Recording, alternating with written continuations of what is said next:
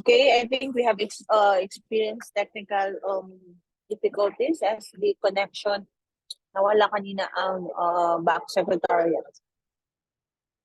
So where are we now? So to proceed with the discussion on the presentation of the technical proposal, the documents to be included by the bidders in the technical proposal and the financial proposal, as well as the rules on the electronic submission and receipt of bids. So this will be presented by Engineer Janela Mariel Romano, Engineer Orfa Malazarte, and Engineer Vanessa J. Thank you, ma'am. For the technical requirements, first is the PhilJEB Certificate of Registration and Membership in accordance with Section 8.5.2 of the IRR. Second, A, if the bidder is not previously enrolled in the CAA.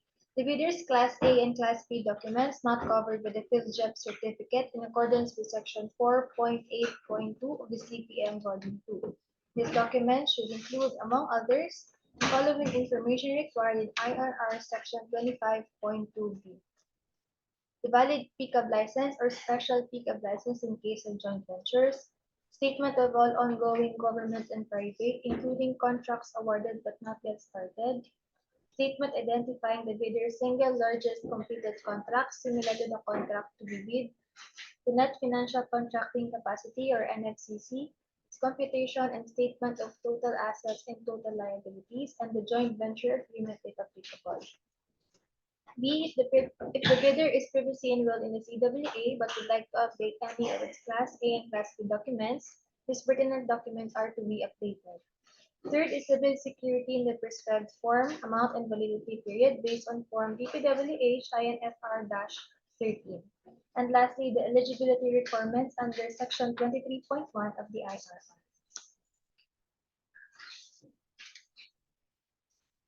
Good morning, everyone. For the requirements in the submission of the technical proposal, first is the organizational chart for the contract to be bid signed by the authorized managing officer.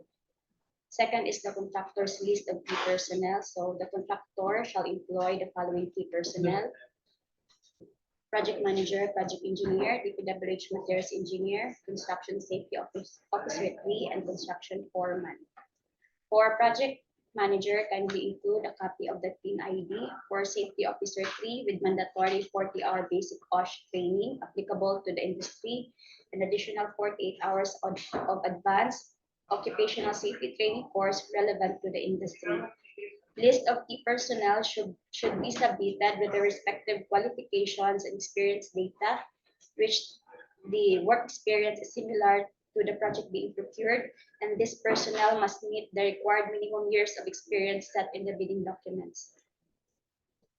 Third requirement is the list of contractors' major equipment unit pledge to be used for the projects must be supported by proof of ownership if it is owned or for lease agreement. In case of leased equipment, a lease contract and affidavit of commitment should be submitted with the lessor or owner as the pledger of the equipment, stating that the equipment will be available for the full duration of the project. For purchase agreement, the description of the equipment to be purchased, such as brand or model type of equipment, motor number, body number, and the capacity must be indicated in the document. All documents in support of the ownership of equipment pledge and other documents photocopied from the original shall be clear or readable, and it should be authenticated or certified true copy as needed during the post-qualification process. So all bidders or contractors are required to fully comply with the contract minimum equipment requirements as prescribed in the bidding documents. A complete technical description of their pledged equipment, whether owned or leased, such as but not limited to engine number, year model, chassis number, plate number, production and load capacity, availability, and operating condition. In addition, bidders were also required to state in their bidding documents the particular place or site where the equipment are located. That failure to comply with the said requirements shall result in the bidder's automatic post disqualification. The contractor must also submit a certification of the availability of equipment to certify that the equipment is available and ready for use in the project being procured, duly signed and authorized. Next is the omnibus sworn statement by the prospective bidder in the form prescribed by the GPPB. Fifth is the inclusion of the minimum testing materials equipment. Contractors are likewise required for the inclusion of the minimum materials testing equipment in the technical component of the bid in compliance with Department Order Number 11, Series of 2017. For additional pertinent documents, first is the sworn statement of conflict of interest, duly signed and authorized. Second is the contractor's certification on key personnel as the Department Order Number 9, Series of 2012, duly signed and authorized. So forms are available in the bidding documents for references. That would be all. Good morning, everyone. For the financial requirements, first is the bid form. Must be in accordance with the form prescribed in Section 9 of bidding forms. Contractors must write the original total price of bid written in figures and units. If the contractor has a discount offered, please write the methodology of your application and indicate the new bid amount written in figures and units. For the discounts offered, it will be deducted on the original bid amount and not on the APC, and the amount written in words will prevail. Second is the bid prices in the bill of quantities. It consists of bid prices written in figures and in words. Third is the detailed estimates. It includes summary sheets indicating the unit prices of construction materials, labor rates, equipment rental use, indicating also the direct and indirect and coming up with the bid. Fourth is the quarterly or monthly cash flow and payment schedule. There is also a prescribed form in Section 9 of bidding forms. Financial proposal that exceed the ABC indicated shall be rejected, and any missing documents in the mentioned checklist is ground for outright rejection. And please take note that for the facilities for the engineer, item A.1.2, the provision of 4x4 pickup service type for the engineer or on their rental basis will be used the same as for the bidding documents. Otherwise, the BAC will not honor the bid and will be declared as non-compliant. For the other pertinent issues, first, contractor's bid must submitted one original copy and two photocopies. Likewise, the same as the book bounded and properly labeled, tagged, and paginated as per the old number 90 series of 2000.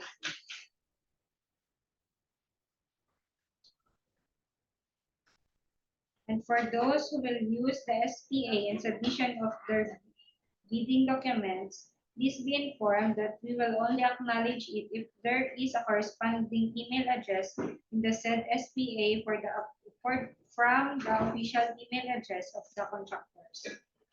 For the requirements in the notice of award, first is the notice with your signed conforme thereon, the required performance security, the required credit line or cash deposit certificate applicable, the required contractor's all risk insurance, the precedence diagram method, manpower schedule, equipment utilization schedule, project organization chart, construction method, and construction safety and health program approved by the builder. Next is the 3-strike policy of the department. The provision governing the imposition of administrative sanctions for contractors who commit acts which tend to defeat the purpose of competitive bidding, such as habitually withdrawing from bidding, submitting late bids, or patently insufficient bid for at least 3 times within a year except for valid reasons. For the electronic submission and receipt of bids for the procurement of civil work contracts. First, prior to the deadline of submission of bids, the bidder shall send a copy of the official receipt of purchase of bidding documents in PDF format. An authorized email shall be sent to the bidder after successfully sending the official receipt to the proper email address. Bidders must prepare the electronic bid in a password protective archive format and submit it to the email address identified in invitation to bid and bid data sheet. The submitted electronic bid shall contain two files, the technical and financial proposal, both in a password-protected archive file. Bidders must submit their electronic bid using their registered email address and CWA. The password-protective archive file submitted must be opened using a password provided by the bidder and must be successfully opened or accessed by the bank. Bidders shall be given a maximum of 3 attempts or a period of 15 minutes, whichever comes first, to provide the correct password, except in unforeseen justifiable circumstances. Otherwise, the bidder shall be disqualified. The bidder may also be subjected to the sanction under PO number 17, series of 2015, the three-strike policy as may be warranted under circumstances. The official email address of our office is electronicbids_r12@dpwh.gov.ph. That's all.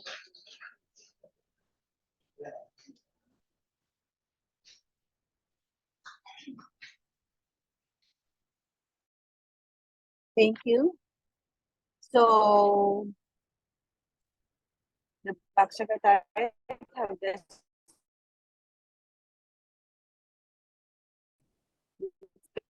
discussed the requirements on the technical proposal and financial things, and to announce whether there will be bids to be issued. We hear from the procurement staff, Engineer Janela Maria Romano.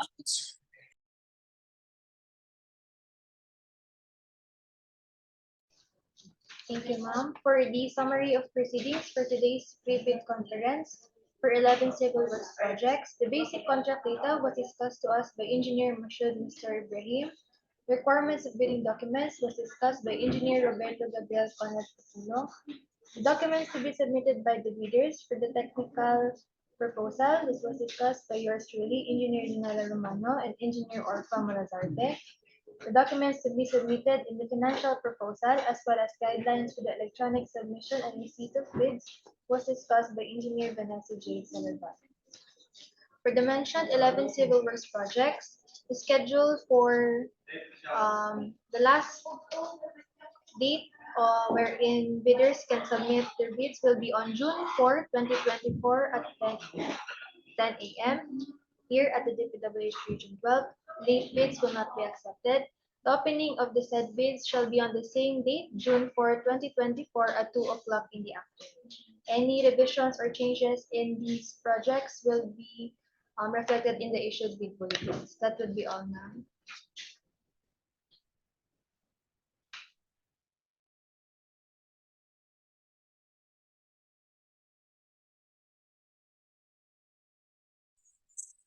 So are there any comments or suggestions or any clarifications from the bank members or observers? So hearing none, what is the pleasure of the bank?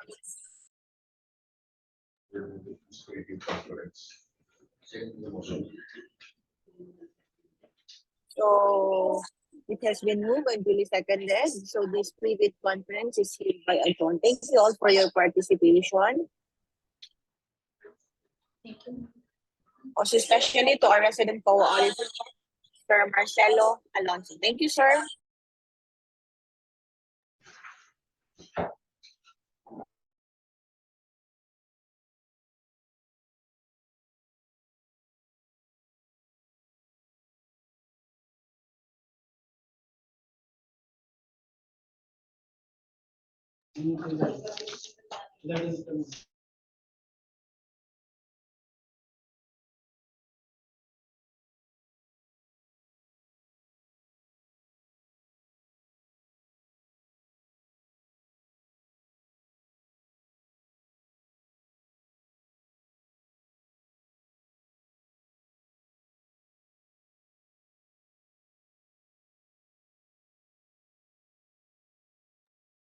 Ma'am, mag-connect ba tayo sa new Zoom for the deliberation?